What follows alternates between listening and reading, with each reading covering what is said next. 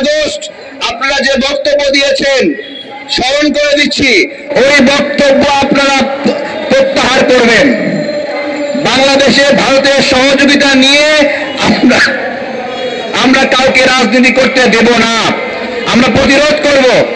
আজকে একটা কথা বলি, শেখ হাসিনার সময়ে দাড়ি এবং টুপি দেখলে মানুষের উপর নিপীড়ন হয়েছে। একবারও প্রশ্ন করেছেন কেন এই নিপীড়ন হয়েছে? বলেন তো। শুধুমাত্র জামাতের কারণে হয়েছে এটা। আমাদের দুর্ভাগ্য কি জানেন? আমাদের বাংলাদেশে একটা ইসলামিক দল নাই শক্তিশালী, যারা স্বাধীনতার পক্ষের শক্তি। দুঃখ, যে কারণে ওই জায়গায় অ্যাঙ্গেল করে করে দাড়ি এবং টুপিওয়ালা মানুষগুলোকে আক্রমণ করা হয়েছে।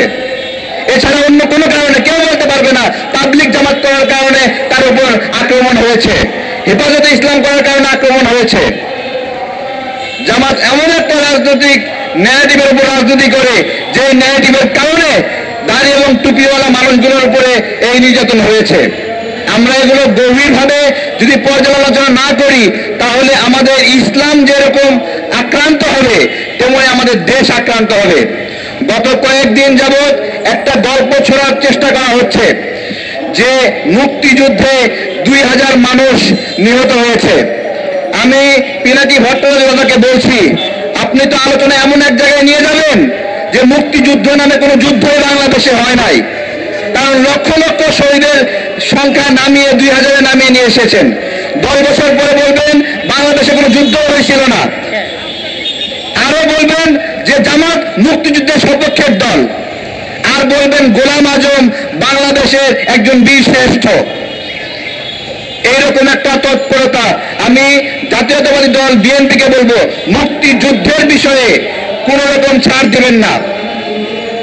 ইলিয়াস পিনাকি সহ কিছু ইউটিউবার চেষ্টা করেছে যে মুক্তিযুদ্ধের স্মৃতিকে ভুলণ্ঠিত করতে। মুক্তিযুদ্ধের স্মৃতি হলো বিএনপির স্মৃতি।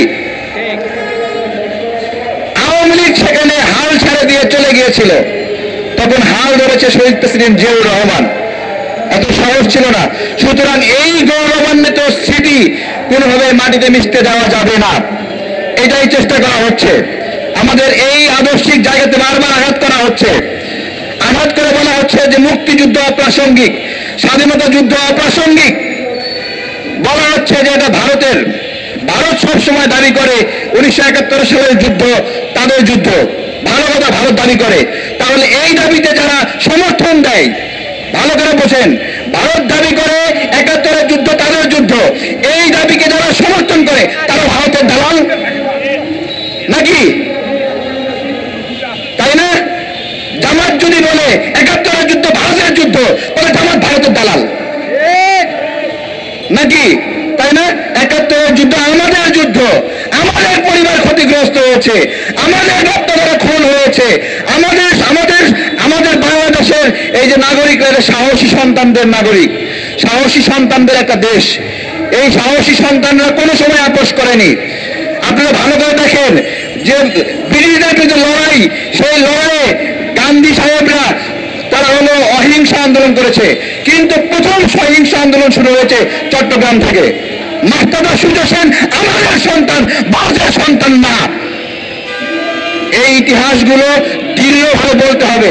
আমাদের লড়াইয়ের কথা আমাদেরকে বলতে হবে। আমাদের লড়াইগুলোকে অপ্রাসঙ্গিক বানানোর ষড়যন্ত্র করা হচ্ছে, আমাদের ত্যাগগুলোকে অপ্রাসঙ্গিক বানানোর ষড়যন্ত্র করা হচ্ছে। আমরা এই ষড়যন্ত্রগুলো রুখে দেব তো? আপনারা জিজ্ঞাসা করেছেন ভারতকে আমাদেরকে বিপদে ফেলতে চাই। ভারত আমাদেরকে বিপদে ফেলতে তখনই পারবে যখন আমরা ওদেরকে সুযোগ দেব। ভাই, ভারতের আমাদেরকে গিলে খাওয়ার সক্ষমতা নাই। আমাদেরকে গিলে খেলে পেট ফেরে ছুঁড়ে ফিরে আমরা বের হয়ে আসবো, এত সহজ না।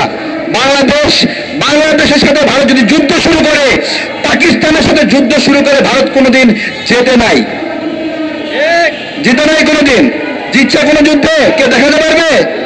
1971 সালে আমরা আমাদের সক্ষমতা জিতেছি, ভারতের সক্ষমতা জিতে নাই।